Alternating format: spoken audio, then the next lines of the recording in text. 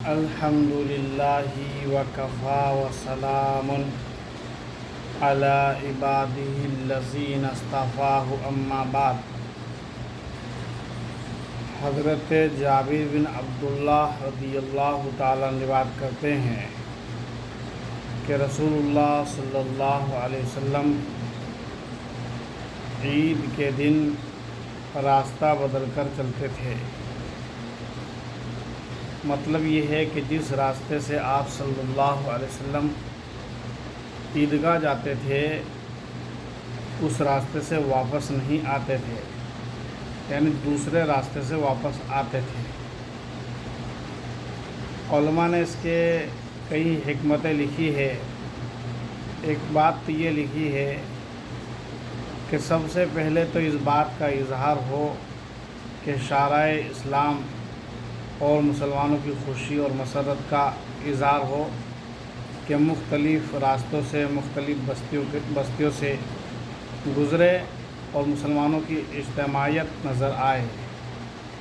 اور بعض نے کہا کہ اللہ کے نبی صلی اللہ علیہ وسلم راستہ بدل کر اس لیے چلتے تھے کہ آپ صلی اللہ علیہ وسلم اگر ایک ہی راستے سے جاتے اور ایک ہی راستے سے واپس آتے اور یہی معمول آپ رکھتے تو امت کے لیے اس سنت پر عمل کرنا بہت ضروری ہو جاتا،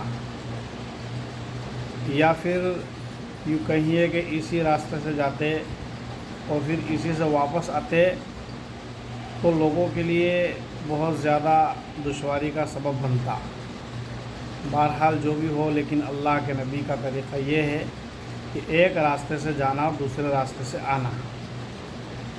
حضرت بریدہ رضی اللہ عنہ روایت کرتے ہیں کہ نبی کریم صلی اللہ علیہ وسلم عید الفطر کے دن کچھ کھا کر جاتے تھے اور عید الاضحیٰ پر نماز کے بعد کھاتے تھے۔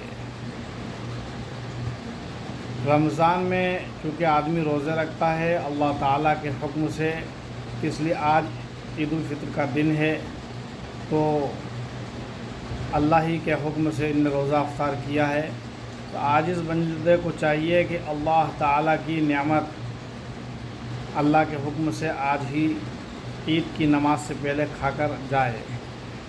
اور عید الاضحیٰ میں غالباً اس کی حکمت یہ ہوگی کہ اللہ کے نبی صلی اللہ علیہ وسلم کو منشا یہ ہو کہ سب سے پہلی چیز عید الاضحیٰ کے دن جو منہ میں جائے وہ قربانی کا گوشت ہے۔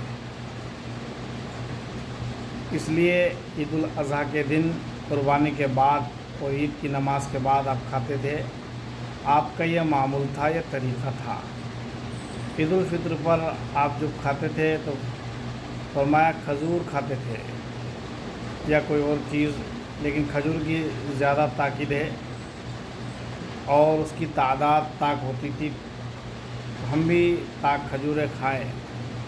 اللہ پاک آپ صلی اللہ علیہ وسلم کا اتباع کرنے کی توفیق عطا فرمائے۔